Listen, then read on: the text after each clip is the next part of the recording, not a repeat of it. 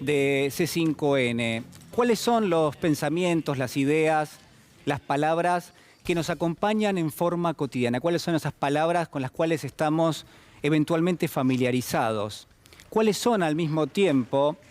los trabajos, los esfuerzos, esa especie de ingeniería que montamos una y otra vez para tratar de cifrar algo que es fundamental en la vida y en la existencia de todos los días, como es la expectativa, como es la esperanza? ¿Cuáles son, al mismo tiempo, quizás fundamental en este caso, muchas veces los sentidos que invocamos, la construcción de esos sentidos para no perder precisamente esa expectativa, para mantener firme esa especie de tesón, esa especie de voluntad que necesitamos día a día, muchas veces a pesar del contexto que nos rodea, a pesar del escenario, a pesar de los sentidos que muchas veces nos llegan?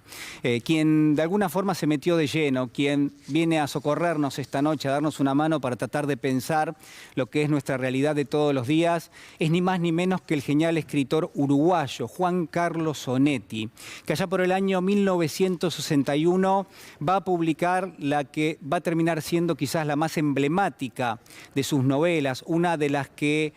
forma parte de la llamada trilogía de Santa María, como es El Astillero, publicada en el año 61. El Astillero cuenta la historia de un hombre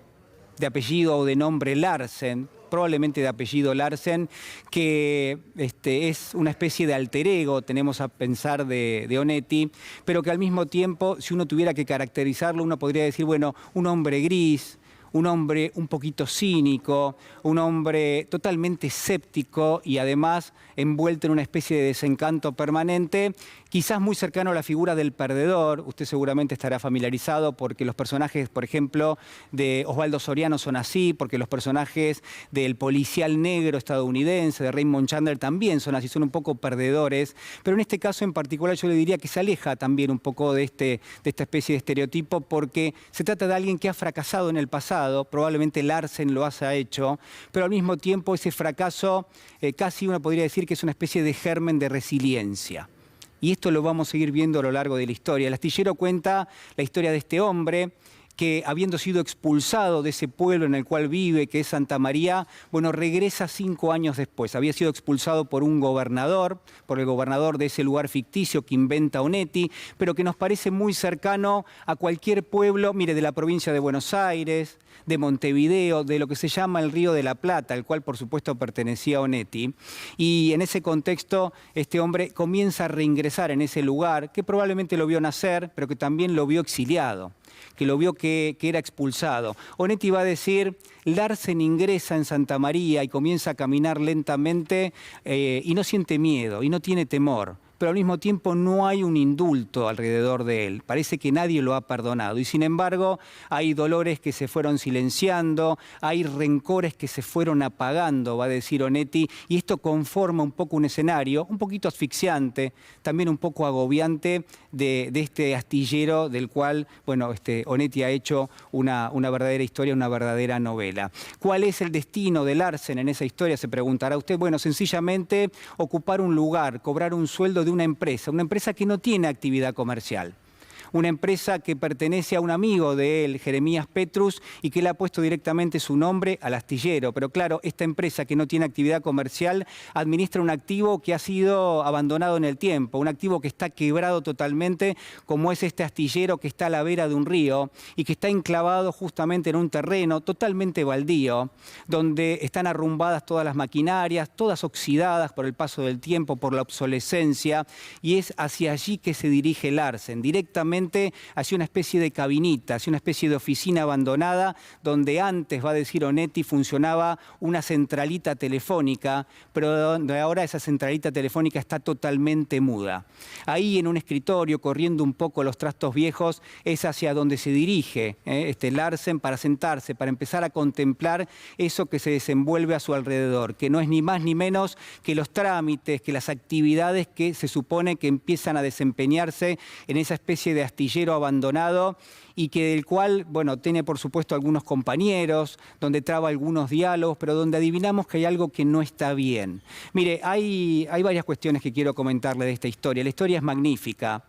El texto es realmente sorprendente, tiene un nivel de detalle estremecedor. Y Onetti logra algo que no logra cualquier escritor, que es los tiempos muertos, que es el momento de la reflexión, que es que parte de la historia está dicha con lo no dicho, con lo no escrito, con lo no narrado. Y ese es un valor fundamental, porque es en esos silencios, en esos tiempos muertos, que empezamos a hacer ese viaje casi mental con el propio Onetti, que empieza una especie de metamorfosis donde se nos envuelve, donde se nos empieza a mostrar que hay algo ahí que no está del todo bien. Hay un narrador que es omnisciente, está también la voz del propio Larsen, está también la voz de un testigo que lo ve a Larsen sentado contemplándolo todo y reflexionando sobre eso que está pasando, que es un astillero totalmente quebrado, donde hay quienes van y vienen, hay dos gerentes, uno se llama Galvez, el otro se llama Kunz. El propio dueño del astillero también se preocupa, porque lo que está clarísimo es que hay una junta de acreedores, que el astillero debe muchísimo dinero, y tenemos la sensación de que esa deuda no se va a saldar nunca. Que esa deuda del astillero, que esa deuda que incluso ahora tiene que administrar el propio Larsen, no se va a terminar saldando nunca con esa junta de acreedores. Y sin embargo, podríamos cometer un error. El error de pensar que hay que buscar el sentido de esta novela detrás de los personajes, detrás del propio Larsen. Y esto no es así. Podríamos cometer otro error, que es el de tratar de buscar el sentido de la novela detrás de los hechos que cuenta justamente Onetti. Y quizás ahí también estaríamos bastante equivocados. Mire, déjeme decirle que la novela está llena de pliegues, de fallas, de pequeños dobleces por donde podemos meter la mirada. Y por donde intuimos lentamente que hay dudas, que hay fragmentaciones, y esas dudas nos golpean en el pecho, nos empiezan a despertar algún tipo de acercamiento a la historia de otra manera. Hasta, mire, tenemos la tentación de pensar que mucho de lo que está pasando en ese astillero, que muchos de los trabajos que se hacen, que incluso le diría más, que la promesa del sueldo, que la promesa del sueldo del propio Larsen es totalmente falsa, que hay una especie de farsa montada, que es una parodia, que nada de todo eso tiene lugar en la realidad. Y sin embargo estaríamos también equivocados, porque los elementos de esa historia son totalmente reales, porque cada uno de esos elementos está puesta al servicio de una historia que lo que cuenta es parte de la desesperanza que rodea a Larsen, este hombre gris, cínico, escéptico, que reingresa en Santa María después de 5 años y que trata de mantenerse al margen, pero que tiene que ganarse la vida, que tiene que ayudar a reproducir las condiciones materiales que exige la vida y que por eso lo vemos que de alguna manera forma parte de este escenario. Uno podría también pensar otras cosas. Mire, por ejemplo, ¿qué están haciendo los gerentes que van y que vienen, que hacen los mandados, que hablan con el propio Larsen, que hablan con el dueño de ese astillero? Y finalmente nos preguntamos, bueno, ¿hacia dónde se dirige la historia? Si finalmente estas personas están allí, si terminan de alguna manera de correr a lo largo del día, descansan un poquito y al otro día se levantan temprano y pareciera que empiezan a recorrer un camino y sin embargo nada está cambiando alrededor de ellos. El astillero sigue siendo el mismo astillero abandonado, las deudas siguen sin parar. Y en todo caso uno podría hasta establecer que hay una especie de juego. ¿No estarán jugando? ¿No estará jugando el propio Larsen a que hoy forma parte de ese astillero, a que intenta levantar esa deuda, a que no hay una junta de acreedores que le está exigiendo justamente ese pago? Y ahí es donde a mí me parece que es importante compartir un poco el sentido que tiene esta historia. Yo creo, mire, que el propio Onetti lo que hace es, nos deja planteadas muchísimas preguntas. Quizás él no tiene tantas respuestas, pero lo que sí nos deja, y me parece que esto es importante, es una especie de camino trazado, porque lo que hace el propio Larsen, lo que hace quienes están con él, de alguna manera esta especie de reproducción permanente, yo le diría de la expectativa, de la esperanza, a contramano de todo lo que lo rodea, es justamente la posibilidad de construir sentido donde quizás no lo hay para muchos, de construir otro tipo de sentidos, no aquel que nos está diciendo, mire, está todo perdido, mire, acá no hay salida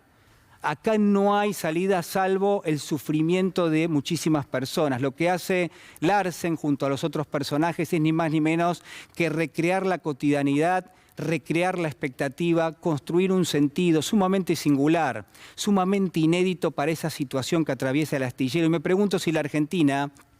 si nuestra Argentina de todos los días, no está un poco así como el astillero, si no está un poco así como abandonada en algún punto, si no hay cierta desesperanza, si no hay cierta desazón en torno a las cuestiones que son centrales de nuestra vida, a lo que son la reproducción de las condiciones materiales en las cuales tenemos que vivir. ¿Qué nos pasa con la inflación? ¿Qué nos pasa con la pobreza, con la indigencia, con la desigualdad? Y uno podría echar mano justamente del astillero para decir que no todo está perdido, que quizás, como hace el propio Larsen, la construcción de sentido empieza justamente por ahí, por levantarse un día tras otro, que es lo que hace la mayor parte de los argentinos, por tratar de darle sentido a nuestra cotidianeidad y a partir de allí sí, tratar de forjar lo que puede llegar a ser una salida. Mira, en esta Argentina, donde hay niveles de pobreza e indigencia realmente importantes, donde hay mayor cantidad de personas que sufren la desigualdad, me parece que es relevante. Mira, en esta Argentina que tiene problemas de la deuda, que hay que negociar con un Fondo Monetario que recomienda hacer un ajuste draconiano, en esta Argentina donde realmente muchas veces quienes están en la oposición de la política parecieran no asumir su responsabilidad, parecieran no asumir directamente un signo de madurez que le deben a toda la sociedad, mientras el propio gobierno también debe despertar en algún punto, debe ofrecer caminos de salida, debe ofrecer expectativa, esperanza, la posibilidad de la reconstrucción de características sociales, la posibilidad también de reconstruir la épica de lo que termina siendo justamente una historia de la Argentina, la más importante, la de la inclusión social. Bueno, si todo eso de alguna manera no tiene un correlato en este astillero, donde a pesar de que todos le apuestan en contra, está Larsen, están sus amigos, están aquellos que incluso, mire, desde el pesimismo, desde la desesperanza, bueno, se animan a construir un sentido que es literalmente un camino de salida. Un camino